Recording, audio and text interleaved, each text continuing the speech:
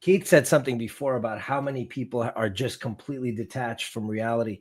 The last week, walked around Quebec. Keith, some people still think Justin Trudeau is the prime minister.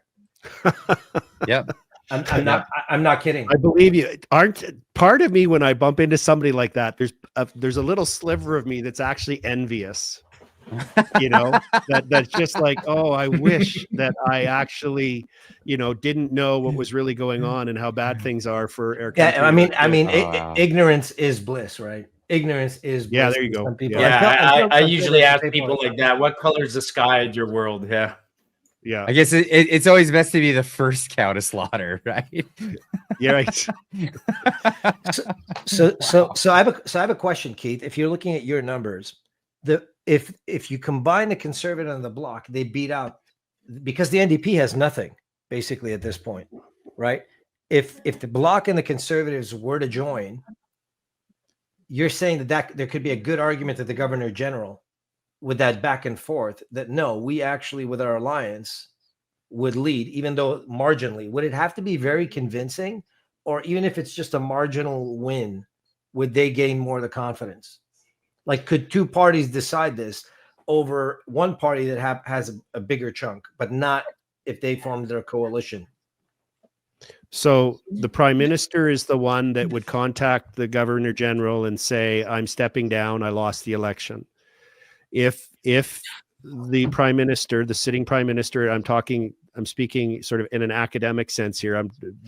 Forget who it is, who the people are and who the parties are, just how our system works, is that they would say the sitting prime minister that does not have a majority would say to the governor general, I think I can cobble together a coalition where I would maintain the confidence of the House. And the governor general pretty much has to say, okay.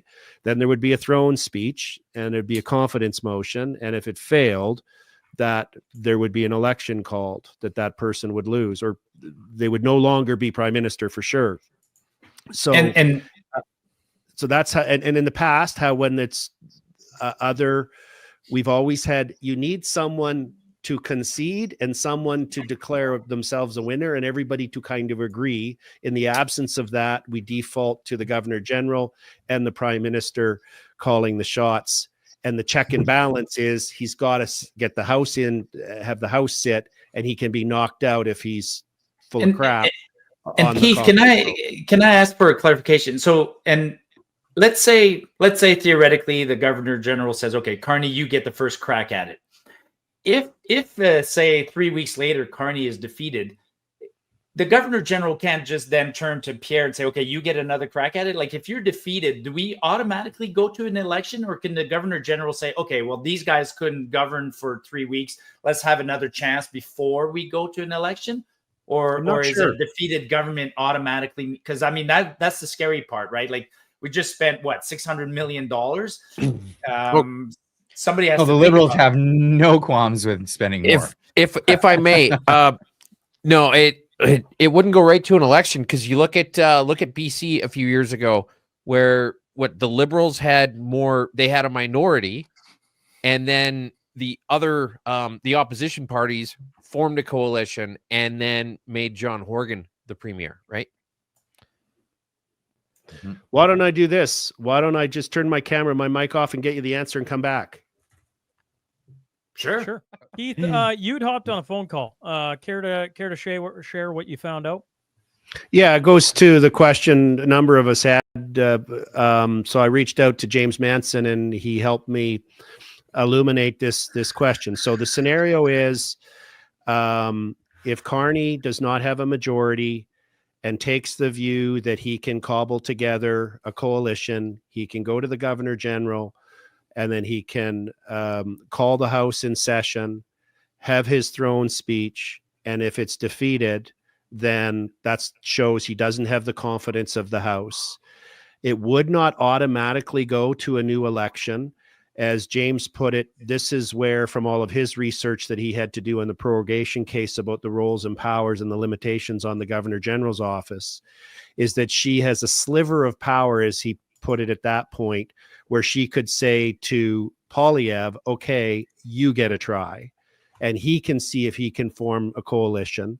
And when he calls the House in session, if his throne speech fails, then there would be an election. So Hold on. there'll be You two said kicks to the cat. if the Liberals have a majority. Did you mean if the Liberals don't have the minority? If they're I meant to say with- sorry, I misspoke. I meant to say that if the Liberals do not have a majority, if they have to if they're a minority government and they have to form a coalition with the Bloc or the NDP or both of them to form a majority, that's what would happen. What if they're not even a minority? What if the Conservatives scrape by with a thin minority government? Can the Liberals come in with the Bloc Québécois and become Incumbent has the first crack at it. Yeah, he has to, and the acid test or the check and balance is if he carries on as prime minister and feels he can win the confidence of the House, right? I mean, that was the whole pitch in front of the court during the prorogation case, is that Trudeau kept saying, I still have the confidence of the House, even though the House wasn't sitting. Wow. Yeah, the levers of our government and the way that our laws are formed are so backwards. It makes no sense. I mean, if two people want to join together, why would there be deference to the prime minister and the governor general? Like, did anyone in Canada entertain the possibility that the government and its governor general, that the prime minister puts in that position, who happens to be a Liberal, is captured?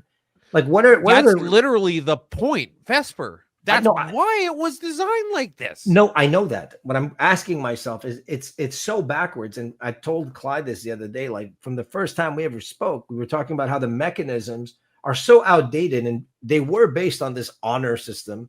I don't know how honorable it was, but now, like, let's say, because I'm looking at the numbers now, if the Bloc wanted to join the Conservatives right now, as it stands, they wouldn't be able to do anything the way it is on your screen right now because of this whole thing. But there's a lot of Liberal areas, conservative areas that haven't been called.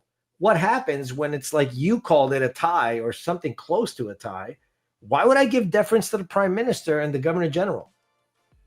Because that's our system. I'm not defending it. I'm describing it. No, thank you. I'm just saying it's bizarre.